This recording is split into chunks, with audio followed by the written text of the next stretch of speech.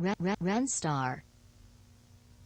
Anime games have been around since almost the dawn of time. Games like the Naruto Ninja Storm series or the countless, and I genuinely mean countless amounts of Dragon Ball games have been held in a very high regard even still today. A lot of these older anime games have been praised to the highest degree by those that have played it, for example Budokai Tenkaichi 3. BT3 has been talked about countless of times for its amazing mix of enjoyable combat versus competitive combat. I mean, even today BT3 still has a very alive community when the game is almost damn near 20 years old. It's basically like the Melee of anime games, it just never seems to die. However, recently in the past few years there's just been a drop off of quality in these anime games. I mean, a lot of the time the games either turn out to be a flop, mid, or just straight up booty cheats. It just seems like a lot of the time the developers or the company don't really care about the game, or they just don't put any budget into the game. So in this video I kinda wanna go through some anime games that I feel like have flopped or just failed in expectations. So as always, hopefully you will enjoy, and yeah, make sure to like and subscribe. One of the biggest flops that happened recently in the anime gaming space was Sparking Zero. Actually, just gaming in general, because Sparking Zero was hyped up for a while. I mean, it was the next installment to one of the most recognizable anime games, or just games to ever exist. So it should be pretty much a no-brainer that people are going to be excited for it. And look, I'm not going to lie to you, I was extremely hyped for this game when it first got announced. I mean, the game was so hyped up, it was the most pre-ordered game in the year of 2024.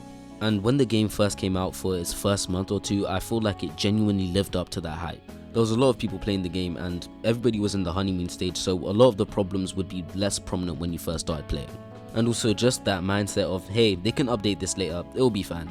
But little did I know, it was gonna take them months to come out with a proper update. I mean, once all of the story modes were finished, all you really had to do was play ranked, and it was so frustrating to play sometimes because it literally rewarded the people who actually knew the game's mechanics and used it to their advantage. But instead you just have all these Broly players using their insta-sparking and their ultimates, which is unblockable by the way, I forgot to mention that. I mean, a lot of the characters in this game are just OP as fuck, for example Ultra Instinct Goku, or just any fusion in the game because they have more health bars than all the other characters in the game. And Broly isn't even the only character that has an insta-sparking move, almost every single character in this game has an insta-sparking. Even a character like Bardock, who costs 4 DP, is still utilized in DP battles a lot because he has an insta-sparking move. And if you even try to play single battles on ranked, I'm telling you, you're gonna run into the same 5 characters every single time. It's gonna be either some form of Gogeta over Geo, and then it's gonna be MUI Goku, or just any form of Super Goku, and then it's gonna be Beerus or Whis or some shit. I mean, maybe you'll find like a Trunks main or a Gohan main or something like that, but they're still very rare to come across. However, what I will say is that when it comes to the combat, it's just 10 times more fun to play when it's casual. I mean, almost anything outside of rank, the game is extremely fun to play, but the main problem is that there's nothing outside of rank that you can play. I mean, after the first few weeks, everybody had already unlocked all the characters and finished most of the story modes, so then there was just ranked to play. Because it was either the rest of the modes just weren't as good, or they just weren't fun to play, or they were just extremely rushed and they felt like they had no depth in them. And even if we compare it to Xenoverse 2, which came out in 2016 by the way, it still gets updates all the time and new DLC constantly. I mean, it's literally become a meme that Xenoverse 3 will never come out and they'll just make it all DLC. And the reason why Xenoverse is still alive today is because it gets constant updates and constant content always coming in through the DLCs. However, in my opinion, it just seemed like Bandai and the developer team took way too long to even try and fix any of these problems. I mean, the first major update in Sparking Zero came out like a month or two later after the game was already losing a bunch of attention.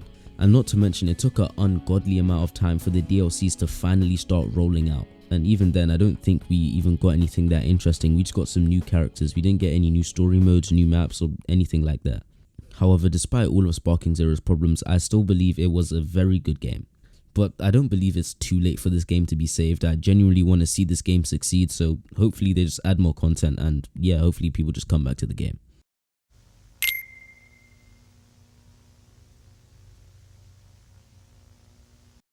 While Sparking Zero is the newest anime game flop, I feel like one of the biggest ones and one of the first ones that comes to my mind is Jump Force. Jump Force is extremely unique when it comes to anime games, and not just because of those god-awful graphics, but we'll get into those later.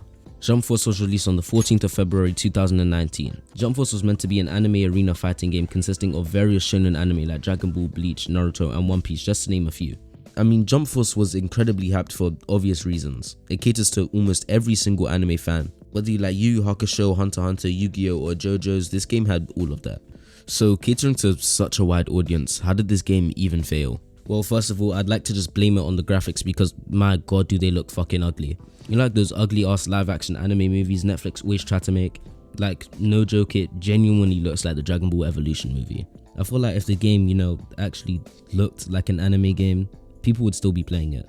But you know what, aside the aesthetics, the core gameplay of Jump Force just really lacked any depth. I mean, to be quite honest, it was just a basic anime arena fighter with nothing really special about it. The combos in the game weren't that entertaining, and the variation in character combos wasn't that insane either. And trying to, you know, like actually fight with skill just didn't work because everyone would just spam until they got their ultimate. The thing with Jump Force is that it didn't just fail in terms of the combat, it also really failed in terms of the story. I'm 10 times sure most of you even forgot Jump Force had any semblance of a story. And to be honest, I don't really blame you. The story was extremely bland. It kind of reminded me of a white person's cooking. They tried to do what Xenoverse did with their own creator character and stuff, but it really just didn't work. A lot of the time the missions was just go to this area and fight someone, and it's just some random anime character that's magically evil. And then once you beat them, now they're magically fine and they're going to help you. Not to mention the CPU in just any single scenario is genuinely so easy to beat. I mean, if we're going to be honest here, Jump Force was just a disappointing game all around. But I do want something like this game to come back with all of these shonen anime characters. I just feel like it's a good idea, and it will be really cool to see a game that does it well and executes it.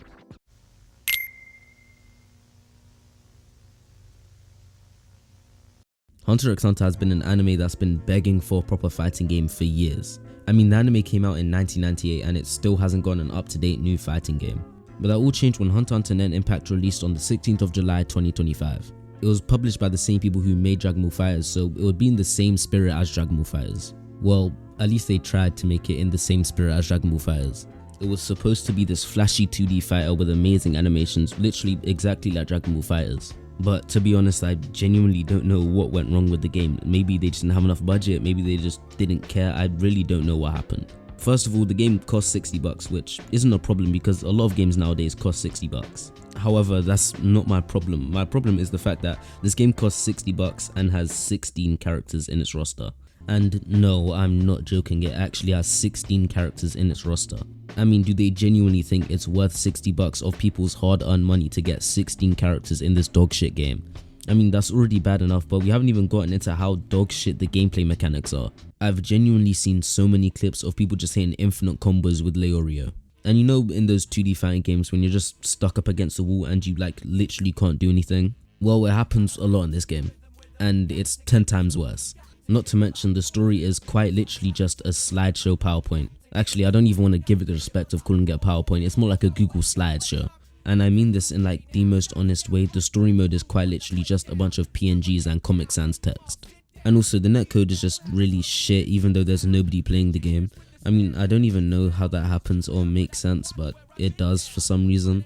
Not to mention the game just looks ugly, like it, ew, look at it. It looks like it came straight out of the PS3, and most PS3 games even look better than this. It genuinely baffles me how you have 4K resolution and the same amount of graphics as a PS3 game. I mean, I genuinely don't have anything more to say, like this game is just horrible, I don't really have anything else. And I feel bad for the people who actually spent $60 on this because Hunter x Hunter deserves way more, it deserves a proper fighting game, but this game just isn't it, it's horrible.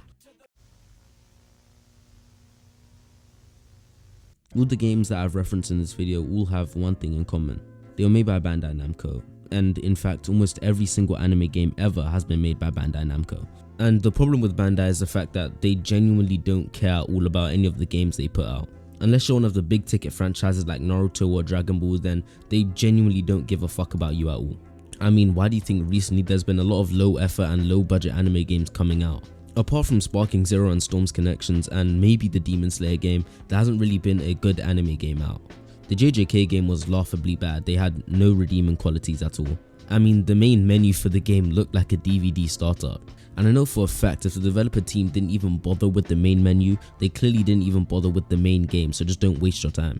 Now look, if anyone from Bandai's watching, because look, I know I have a massive following, I'm sure a lot of you guys are watching. And I definitely know you want to press that like and subscribe button, definitely. But honestly, it's tiring to see all these anime games be so disappointing and horrible. But that's kind of really all I had for this video, so hopefully you will enjoy it, and yeah, make sure to shower, I guess.